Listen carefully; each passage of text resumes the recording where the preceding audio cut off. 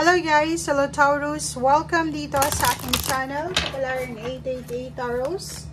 Alamin natin kung anong messages, vibration, gabay, energy para sa inyong lahat. Oh, marami, 4. Taurus, ito ay monthly general reading guys. Pwede kang makaresonate dito, gamitin mo kung ano yung sinasabi ng si intuition mo. Okay. Reverse yung checkmate.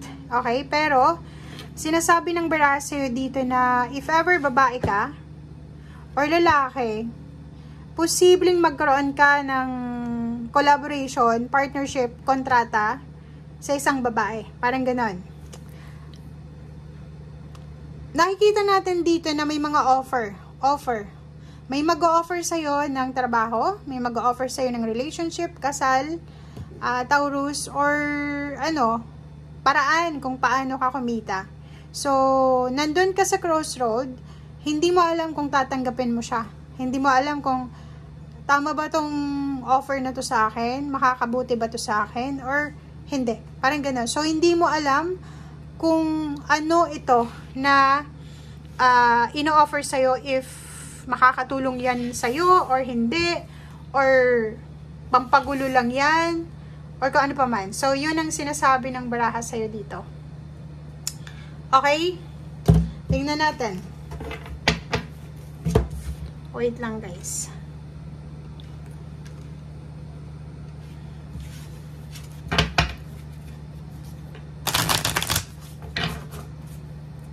Comment down below if may nag-o-offer sa'yo ng trabaho, or partnership, or collaboration.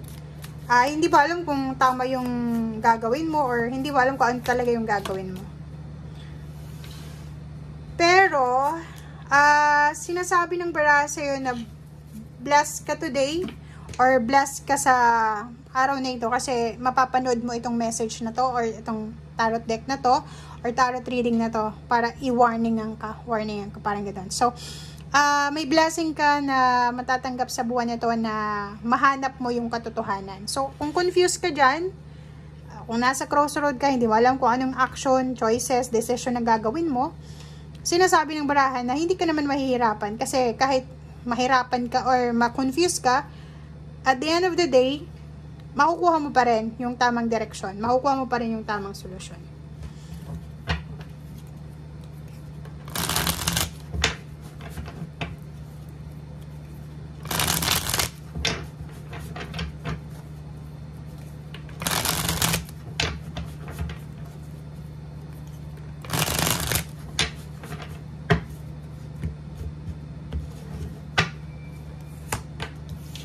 Okay, wow. The World card and Death card.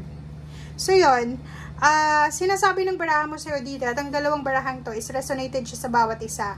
So, kung gusto mo daw na pumasok sa bagong phase ng buhay mo or gusto mong mabago yung takbo ng buhay mo or gusto mong makaalis sa kung ano man na lugar na stagnant na meron ka sa ngayon, may kailangan kang gawin na decision making. May kailangan kang tapusin. May kailangan kang simulan. Parang ganun. Alpha, Omega, endings, and new beginnings. Diba? So, may kailangan kang isakripisyo, may decision kang kailangan na panindigan, may kailangan kang pag-isipan, and kompromiso. Yun yung mag-compromise ka daw sa kung ano man ito na gusto mong mangyari sa buhay mo.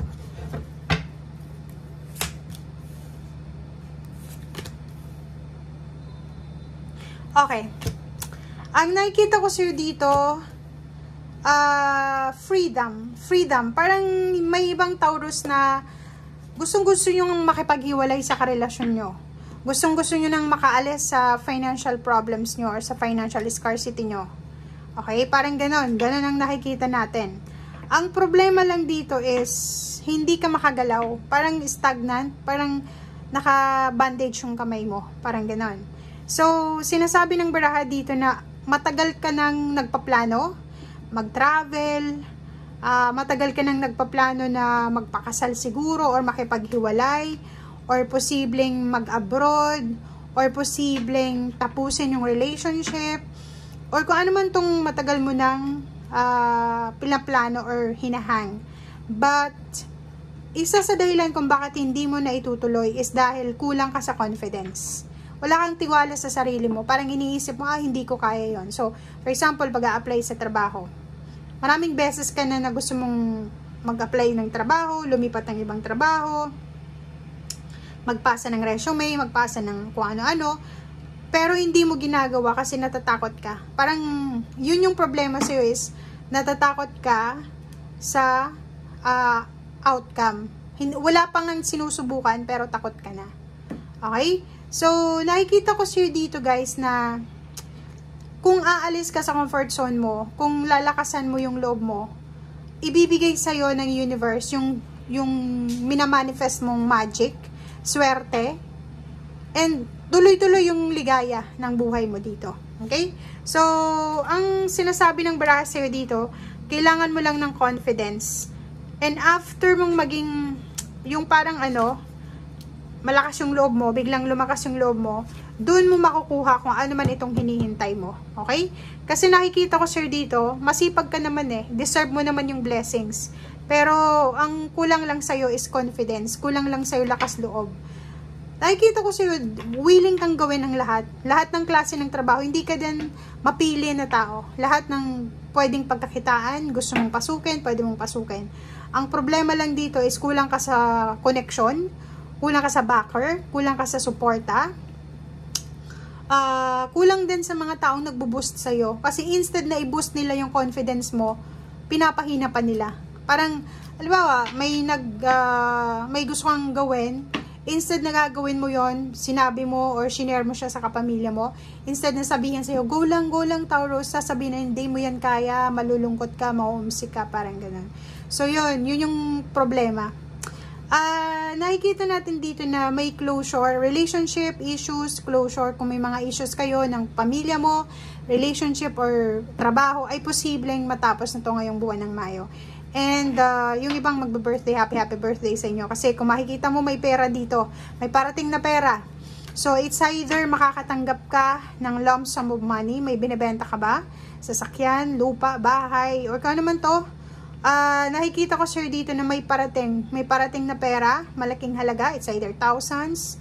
And nakikita ko sir dito na may mga emotional pain, burdens ka na dala-dala everyday. Yung mga hinanakit mo sa buhay, ang posibleng mawala na siya.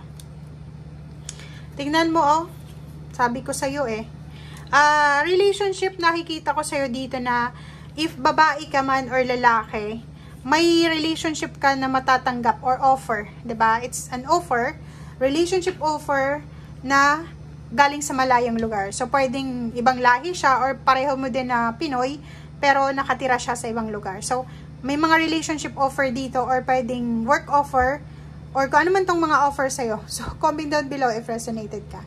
Thank you guys. Bye!